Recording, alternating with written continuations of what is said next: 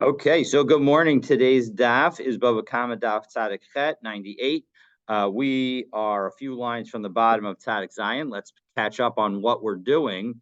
Let me share my screen, and here we go.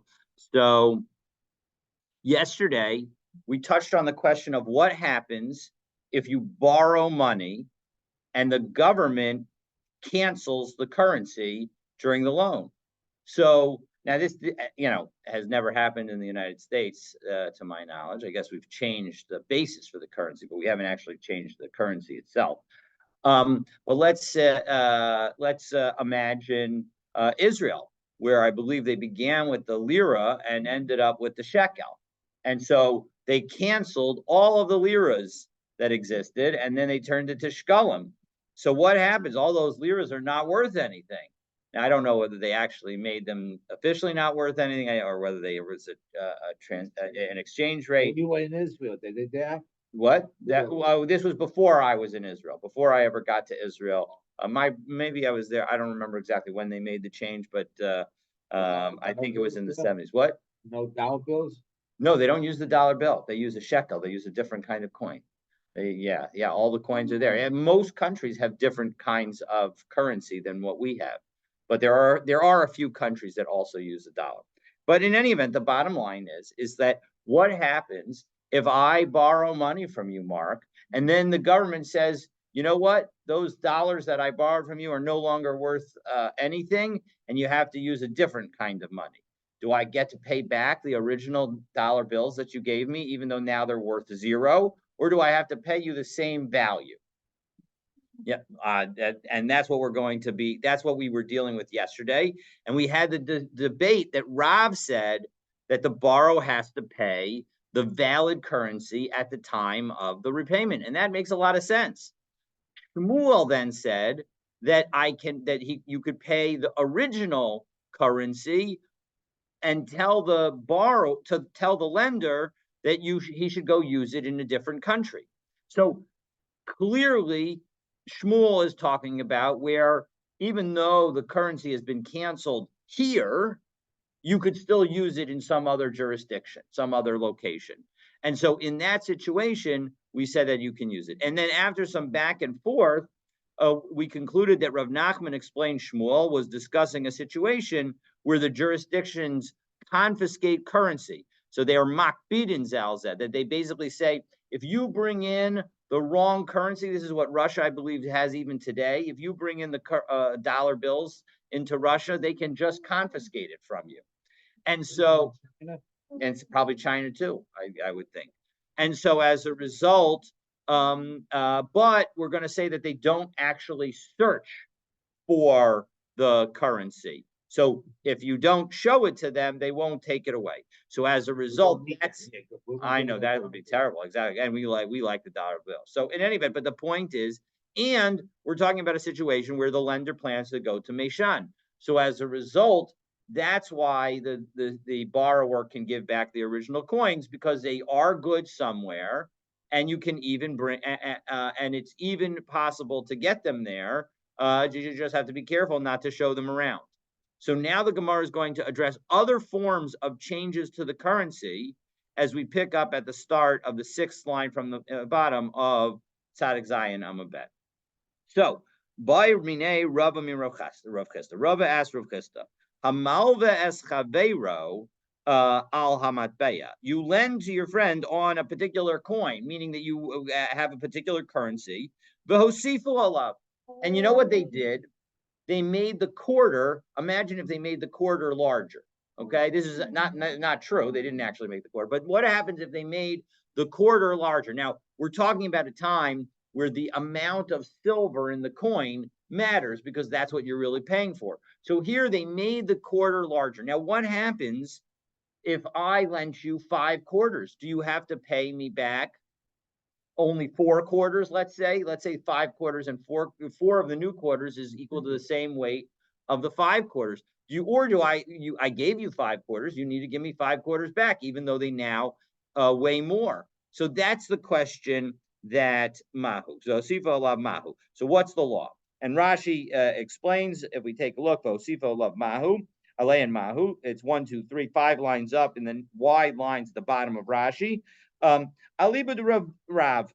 We're asking according to Rav. So, because remember, Rav says that you have to repay the valid currency at the time of repayment. Now, Shmuel, presumably these old coins, which still have a silver amount in it, still have some value to them. And so as a result, Shmuel would say you could pay back with the original coins.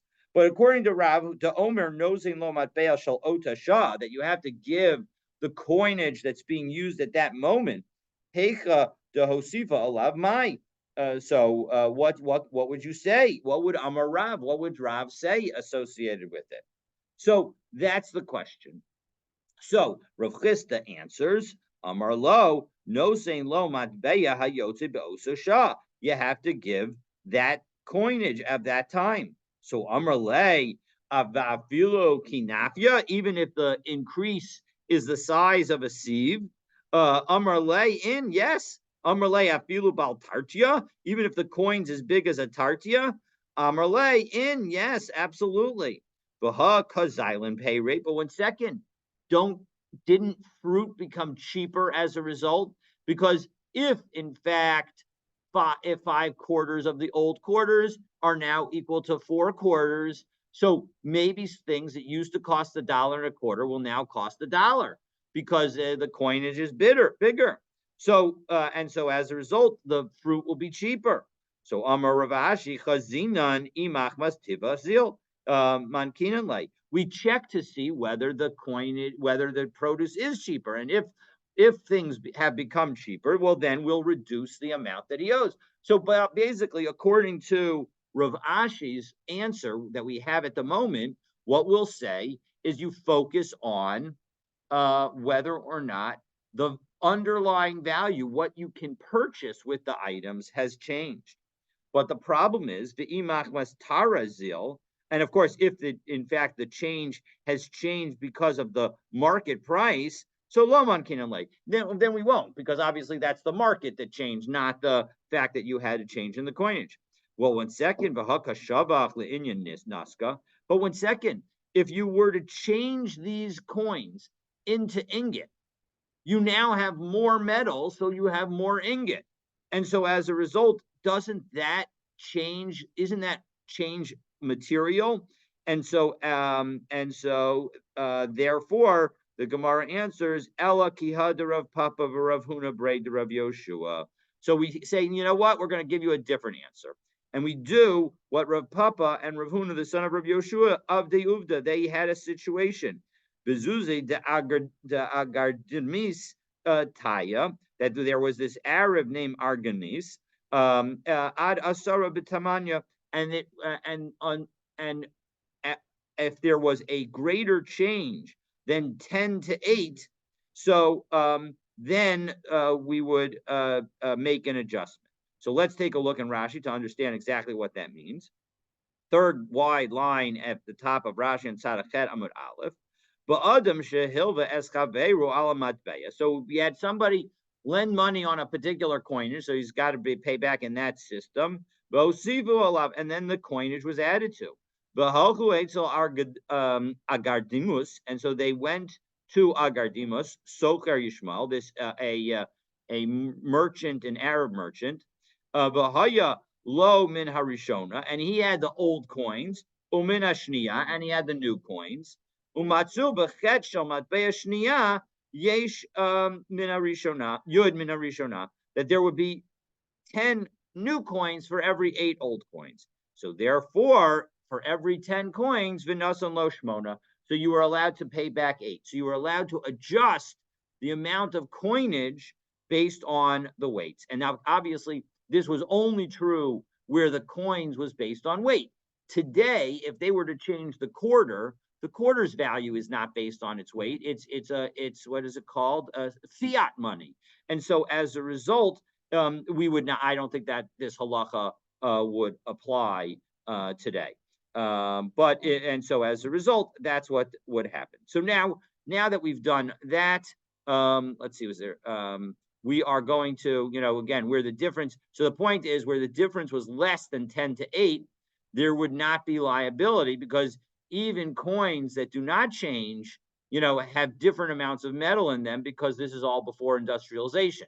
So if there's a minor change, we're going to assume that that's not about the change in the coinage. It's just a freak of the manufacturing process. Again, because there's a natural tendency to have different size coins because the coinage process is not exactly, there was no machinery for it. Okay, so we're now going to have 4 statements of Rabbah that all discuss situations where damage does not trigger liability because the underlying item has not changed or has not changed in any material way. So what's the Okay. point with the market change, the market value? Can you just review that for a moment?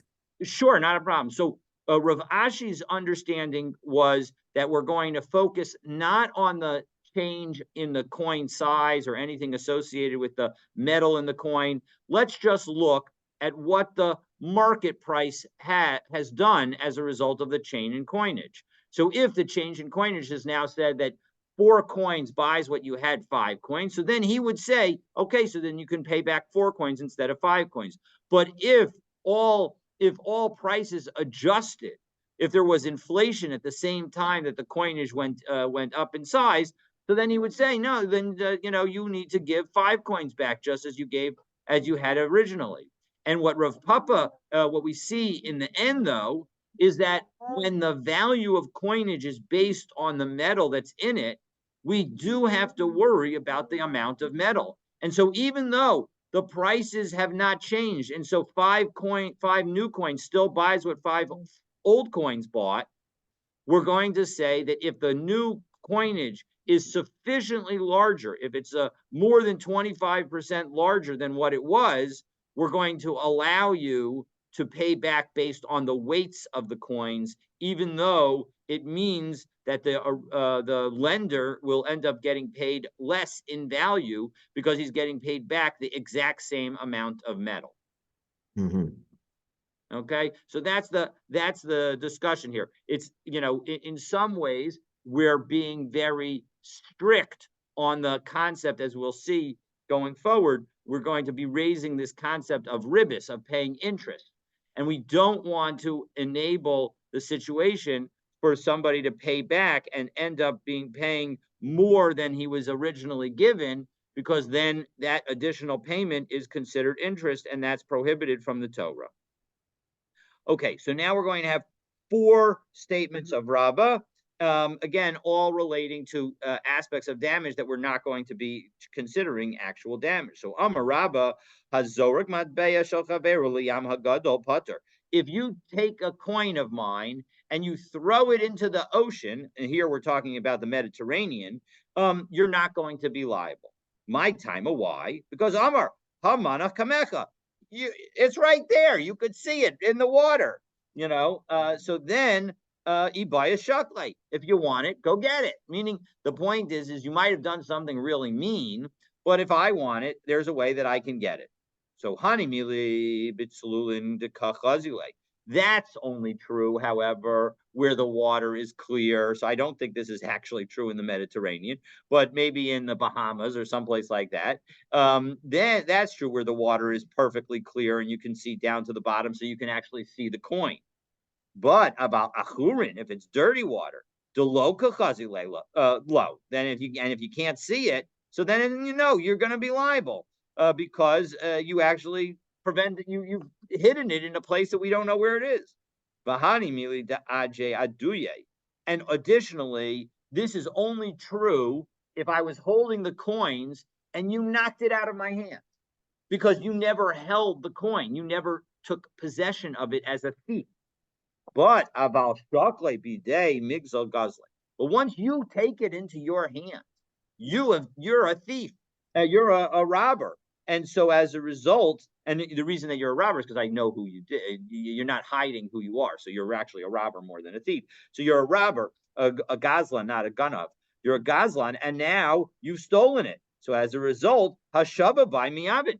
And once you steal it, there's an obligation on you to return it. So if you throw it into the sea, you still owe me that coin. So it can't be that. So that's why we're saying that you have to have knocked it into sea from my hand.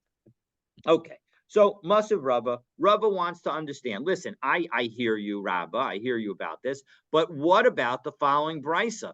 Doesn't this brisa suggest that even coins in the Mediterranean are not considered in your possession, even if you could see them? Because listen to this brisa. Ein mechalan al ma'us she'enim birshuso. You're not allowed to redeem Meiser Sheni produce on coins that you don't have in your possession. So, Keita, what are examples of not having coins in your possession? If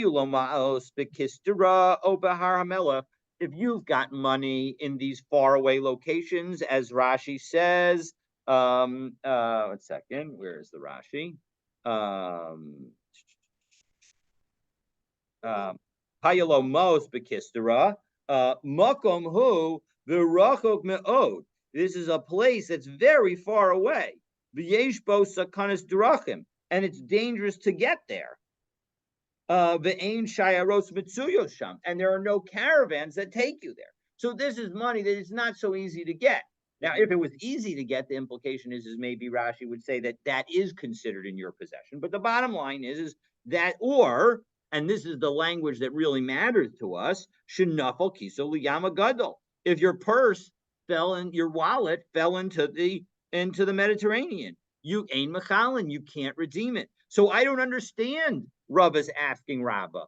If you're telling me that if it's in the Mediterranean, it's like it's in my hand because I can just, the person who knocked it out of my hand can just tell me, there it is, go and get it.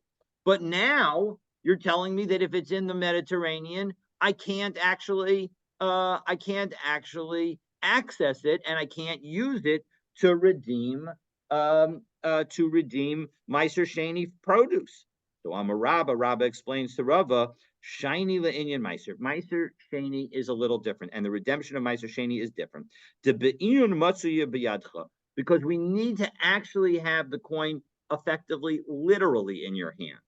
Because the Rachmana Amar v'tzarta hakesef biyadcha, that the Torah says specifically, it says v'nasata bakesef v'tzarta hakesef biyadcha v'halakta elamakom asher yivchar Hashem elokecha bo. That this is what you're supposed to do with the redemption money. You go to the place that Hashem has chosen, namely Yerushalayim, and here you don't have it in your hand. So even though ordinarily we'll treat it as if it is in your possession, here you don't have it in your hand because Veleka, it's not in your hand, it's in the Mediterranean. So that's why. So this is a special case. So although ordinarily we would treat the money as if it was still in your possession, here we do not. So that's statement number 1 of Rabbah, and he's addressed all the questions. And so as a result, if you knock a coin from somebody's hands into the sea and you can still see it, you can tell them to go get it. But Amar Rabbah, again, that's not to tell you that you should do this. This is not at all to say that it's permissible, but it's at least, but you won't have to pay back.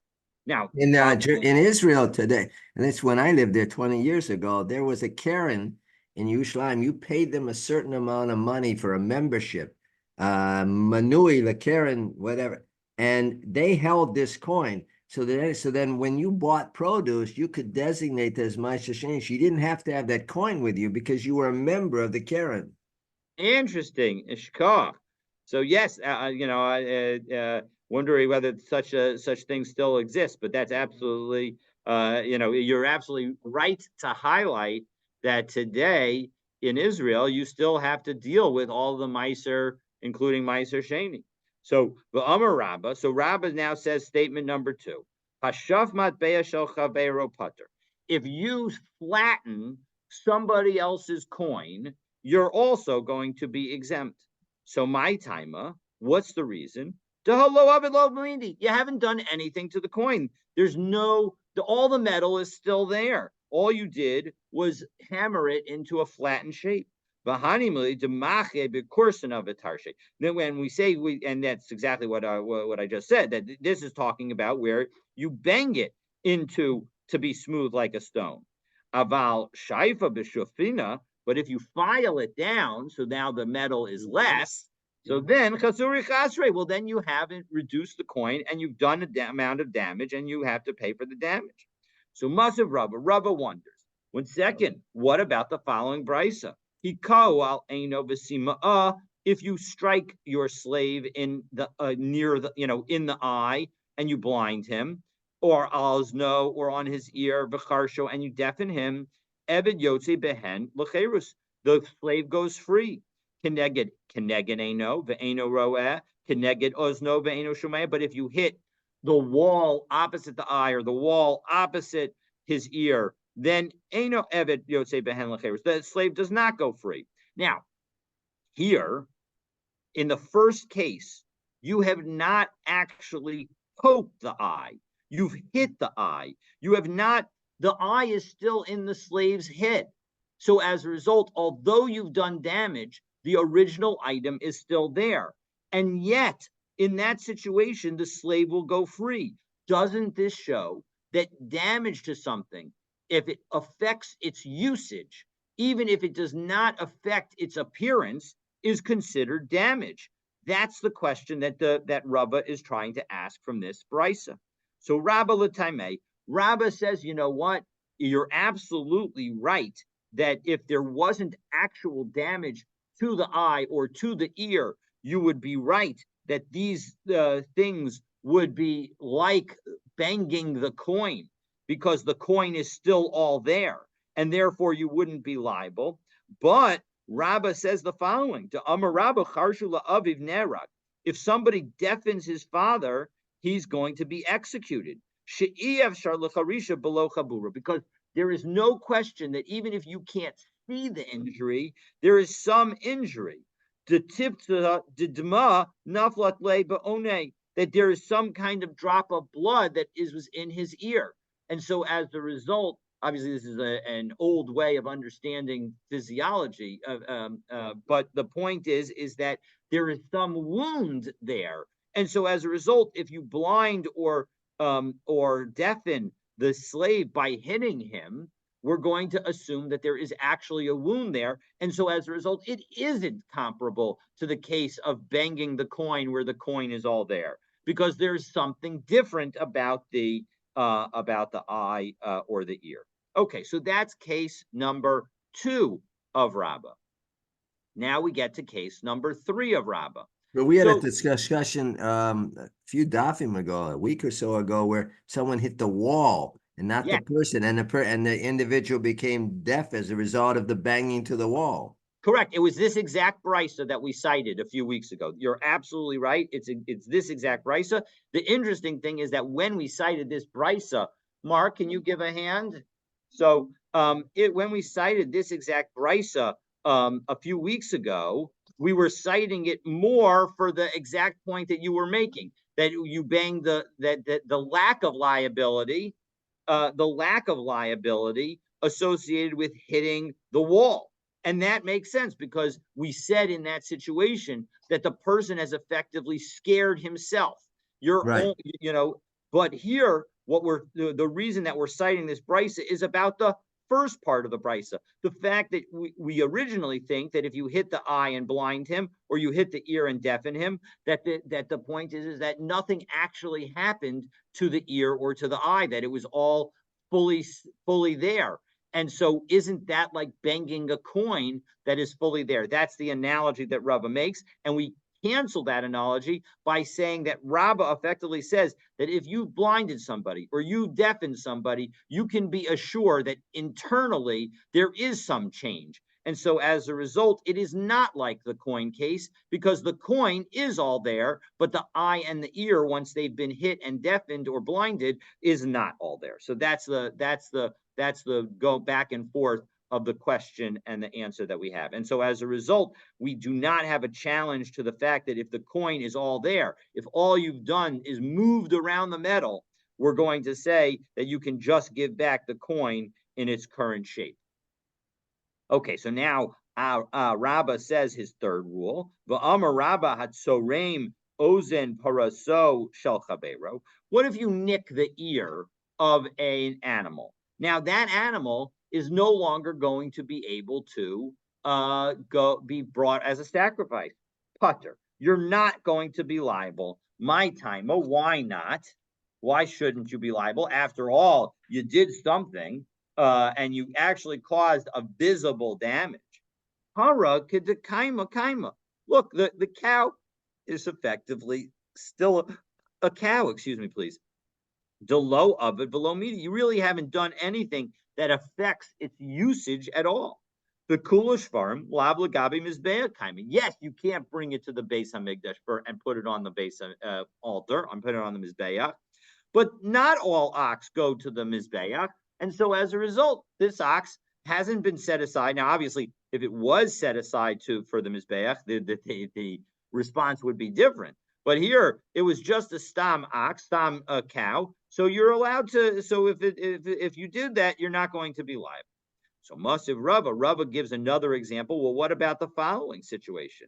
Ha'osa malacha b'mei chatas u'b'paras chatas. We've seen this brisa before as well. If you do work with the water of the para aduma that has been prepared, or b'paras chatas, or with the para aduma itself, pater medine adam, you are not liable in the court of man. V'chaya b'dine shemayim, but you are liable in the court of heaven. So because now, what's the situation? Malacha hu delo minkar hazeka. That we're talking about work where you can't see any change in the underlying item. And that's why you're not going to be liable. But about sorim, de minkar hazeka. But if you nick the cow's ear, that's a discernible, you could see that injury. So hachinami de machaya bedine adam. So doesn't this brisa imply that when you can see something, you will be also liable, right? Because after all, isn't that the point of this brisa? So Amre, no, the point of the brisa is the other direction, right? The Hava Amina is that the brisa is telling us that when there's that the chiddush of the brisa is that when you can't see anything, you're putter from human courts. Implying that if you can see something, you would be chayiv. That's the first Hava Amina. But the maskana is, Amre, no, hu adin dafilu tzarim pater. Really, the fact that you could see the injury, you'd also be pater. The v'hakamash malan. And what we're teaching in this brisa, that the chiddush of this brisa is that even when you can't see the injury, you're going to be chaya b'dinei shemayim. Because maybe you might have thought that, listen, you can't see any change in the purification water. You can't see any change with the chatas cow itself. So as a result, maybe we should just look the other way, and even Hashem would look the other way. The answer is no, Hashem doesn't look the other way for that. So that's situation number 3. Finally, we have situation number 4. If v'amar rabba hasoriv shtaro shel chavero patur. If I burn an IOU, so a check is a great example of an IOU document. I write, somebody writes a check to you, and I burn it. So you now have lost out on the money that check represents. The amar le niyara kalaimina. All I've done is burn a piece of paper. I haven't really hurt you. Right? So that's what Rabbah says you could say, because it's not a sufficiently direct damage. So Maskif la Rami Bar Chama. So Rami Bar Chama now does the ejection. Hey Kidami, what's the case? Right? Because as we turn to Tzaddik Adam Abet, if there are witnesses that say, I know what was in the document, lichtavu leishtara ma'alya. Let them write a new document. Now, Tosfos asks that, one second, I thought that you can't have something written testify, and this is effectively testifying from a written document. So lo shayach hacham mipi and below mipi kasvam. This does not violate the rule that you have to have testimony from their mouths and not from something written, because the lo ba'hi de tanan beget pashut, and doesn't apply what said in get pashut in Bava Basra, as we'll see. Misha nimchak shtar chovo that where somebody erases a shtarcho, the edim hachatum ala shtar nasa kemisha nichkara edusan bebeistin, that the witnesses that are written on a document are like they have been investigated by the court. Vahabi ki'ilu amri hani edim riunum shenichkaru edusan bebeistin. And so that when the two new witnesses testify to what was written in the document, it's as if they are testifying to the original witnesses on the contract, confirmed testimony in court. And so that would be a valid situation. Okay, They don't have the document anymore. That correct. You don't have it. There's no riot that the transaction took place. Well, so no, the point is that according to if there are witnesses that know what was written in the document because they saw the document, they would be allowed to testify to it. So there are witnesses. That's exactly the point of this question. The point of the question is you said that there's not going to be any liability for burning the person's contract. But what are we talking about? If there are other witnesses who know what's in the contract, then they could testify to it. And now your point is exactly going to be made in the Gemara, Ken. If there are no witnesses, anan minayadinan. How do we know what was written in it? Because we would say hamotzi mechaver olav araya. So either way, nothing makes sense. So amarava tehei b'mamino. We're talking about a situation where the person who burned the document says, listen, I trust you. Whatever you tell me was in the document, I will believe you. So he's not arguing. He's essentially leaving to the side the concept of hamotzi mechaver olav araya, and rather saying, listen, doesn't make a difference what was written in the document. I'll believe whatever you say was written in the document was written in the document, but I don't owe it to you because I burned just a document, and a document has no underlying value. Okay, so now we destroyed the evidence then. Yes, you're exactly right. And Rav Dimi is going to now we're going to have two discussions of what position this is all about. Right. So first, Rav Dimi is going to suggest that this is an argument about the following concept.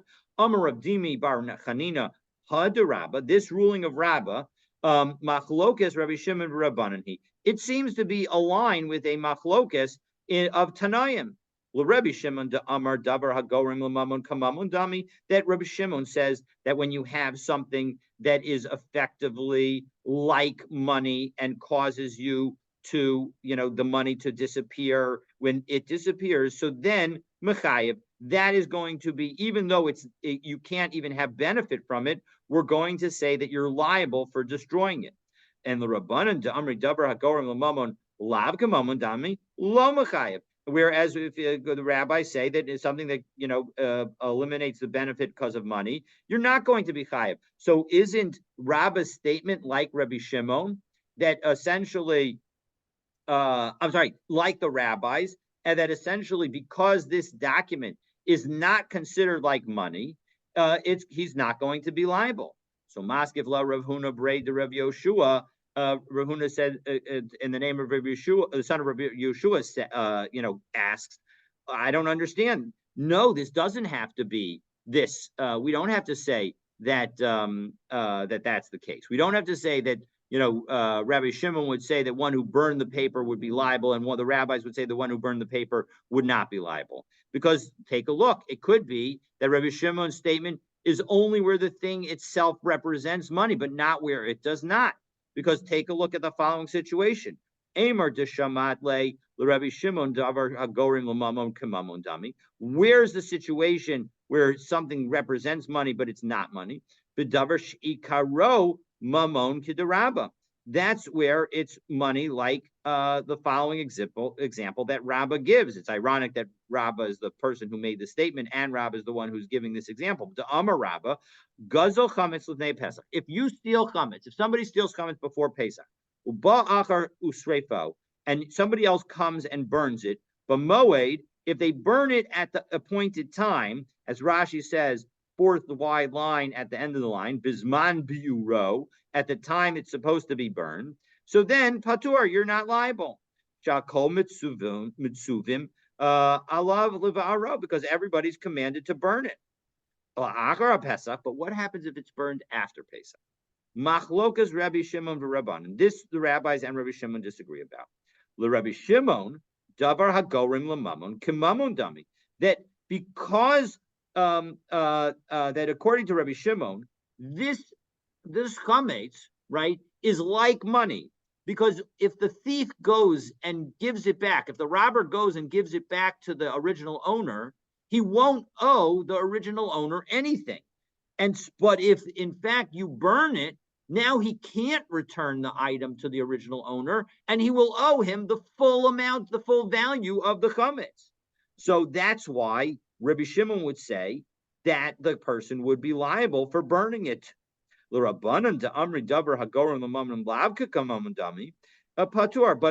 rabbis who say that somebody who burns something that's like money is not considered like money. It's not considered actual money, and so you're not liable.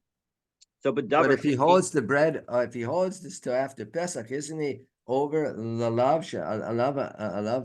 Yes, that's why. Pesach. 100%, absolutely, he would be.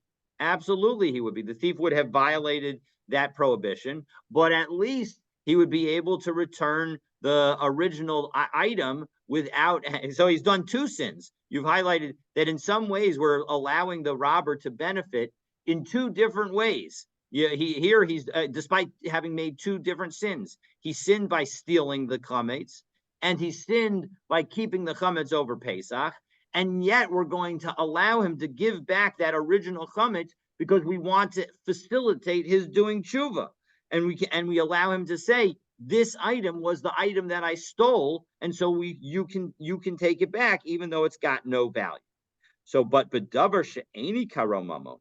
But when you have something that is not inherently money, like this contract, which doesn't have a monetary direct component to it, mi amrinan, would even Rabbi Shimon say that that's going to be considered like money? Maybe not.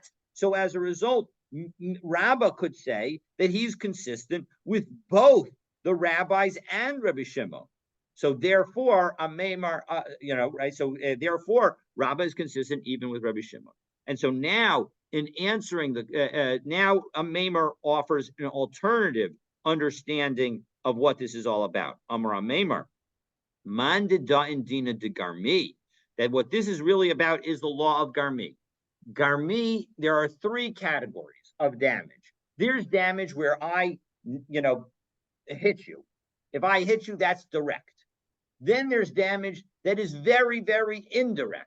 And my sense is that if I bang the wall opposite your eye or your ear and something happens to you, that is grama. That is completely indirect. And then you have garmi. Garmi has an element of directness to it, but is also not fully direct. And so the classic example is the example that we're dealing with right now. I burn a contract that has value to it because it is evidence of your ability to collect something. So Amar Meimar, man de dina de garmi. Those who say that garmi is liable, so magbe de demei shtara ma'alya, they would say that you have to pay the value of the loan document.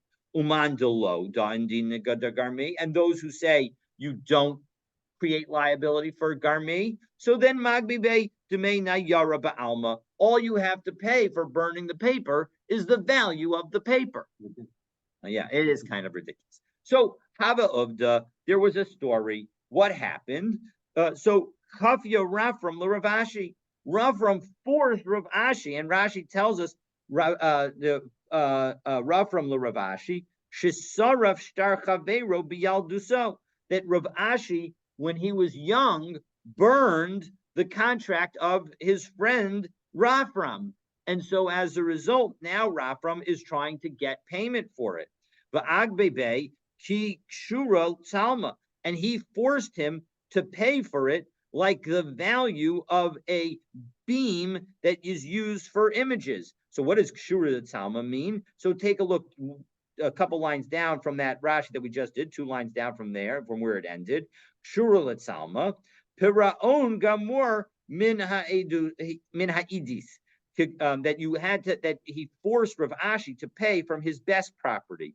Kekorizu, like this kind of beam, hanivcheret, that's really the best, mishar korot, from other kinds of beams, l'takein bo tsura v'daikonus, because you can imagine there are beams that are very knotty that you would never be able to use to write on and to make, and to do images and to do carvings or whatever. I don't know that this is this is maybe more drawing than carving, but in any event, it's probably true for carving too. But the point is that if you can't write on it, right, l'takin but surah v'daikonus, that we have, and daikonus refers to the ability to use an image as your signature. So these are different kind of images that you might want to have painted on the document. It's sort of like, I view it as a, yeah, exactly, as a seal, exactly. So all right, so what does he require him to pay? Just the value of the paper, or the value of the that's debt, exactly the debt that was written on the paper? Your excellent point. No, the point is that he forced him to pay the full value of the document. And so as a result, it seems like what we're saying is that we're going to say that even though Rabbah says what he says, namely that Rabbah says that you would not be liable for paying for paying this for this contract, in this particular instance, it seems like we said that Rapram was able to get Rav Ashi to pay for the full amount. So the bottom line is that I believe that I'm not 100% sure as to what the halacha is in this situation, because certainly the indication in the Ein Mishpat Ner Mitzvah, there's both an indication in connection with this payment that Rav Ashi was making, because you can see at the beginning of the line the letter Gimel, and also at the same time, if you go back to Tzaddik Chedem of the Bet, second line from the bottom, when it says Sharo Shel Chaveiro, there's a vav there that again goes to the Ein Mishpat. So anyway, the point is that I'm not at all clear as to what the halacha is in this case. So feel free to ask your local posek that has a sense of Dine Mamanos. But it says Magbe Be Demei Niyar Ba'alma. That seems to imply that it's just the paper itself and not the chov that was written on the paper. Right? I'm sorry, where was that? Mandalo, the Mandalo Den Dina de Garme, Magbe Be Game Niyar Ba'alma. Yes, no, the point is that if you do not believe in liability associated with Garmi, then you're right. Then you would pay only the paper value. But if you believe, and clearly Rafram believed that you are done in Dina de Garmi, that we do enforce liability in a case of Garmi. So the point is that a Maimar's statement, that line that you just cited, is before the story. The story tells us that that at least in that situation, with respect to Rafram and Rav Ashi, there was done dina de Garmi. They were done dina de Garmi. They did enforce liability, despite it was the fact it was only Garmi and not an actual. So he was moda then that he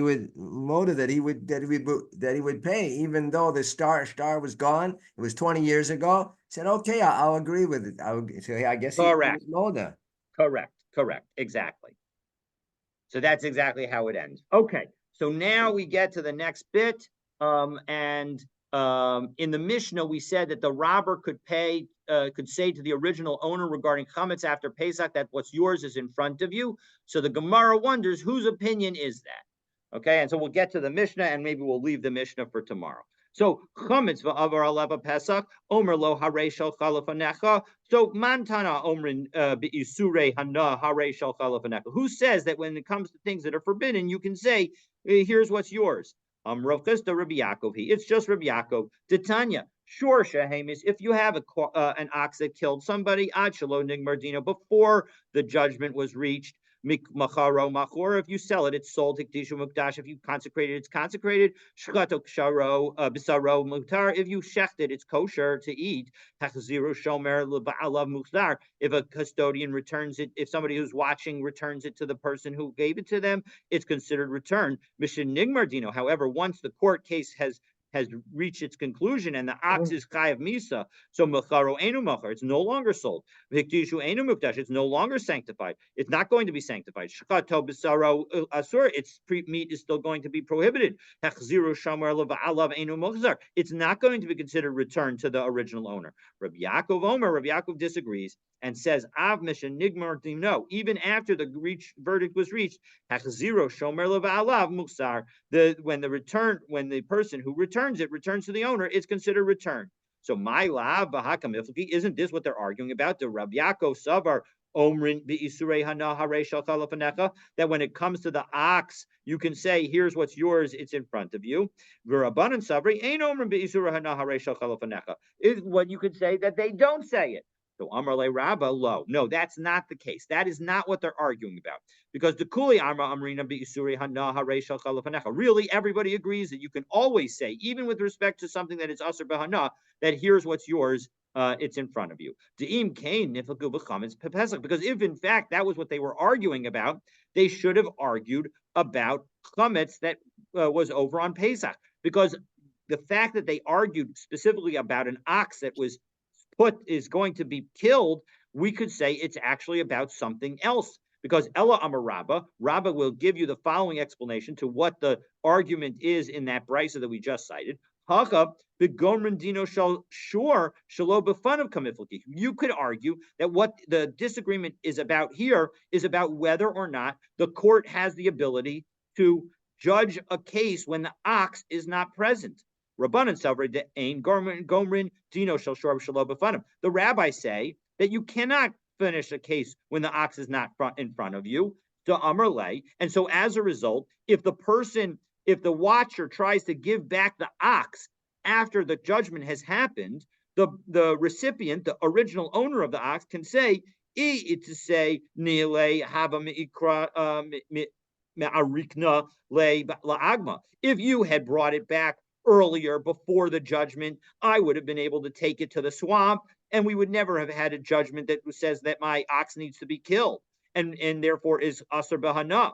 Hashta misarte biyad man delo matzina leishtauye dina bahade. Now you're delivering it to me now. I can't do anything about it. The Rebbe Yaakov Savar Gomrim Dina Shor. So as a result, that's why the rabbis say that if you return it afterwards, because the original owner has this claim against you, we're going to say that he has a valid claim, and you needed to return it before the case was concluded. But Rabbi Yaakov Savar Gomrin Dino Shalkor Shalo B'fanav, that you can conclude a case even when the ox is not in front of you. To Amar Lei, my Avdile. And so as a result, the person who was watching it can say to the owner, what have I done? So have a gamri lay dina shalo b'fanav. In the end, the court would have come to the conclusion that it came to. It's not going to have any effect on liability, and that's why even if the ox is returned after the court case, it's a valid return. The ox is still in front of you. So Ashkeche Rav Chisda l'Rabba Bar Shmuel, and Rav Chisda happened upon Rabba Bar Shmuel, and Amar like, Tanis midi be'isurei hana. Have you learned some halacha, some brisa with respect to things that become prohibited to benefit from? Amar le, yeah, I did. Tanina, we learned the following. The Torah tells you that you have to return the item, so I know that you have to return the item. Matam lomer asher gazal. Why does the pasuk then continue and say, or the next, continue and say that he stole? Right? It says, of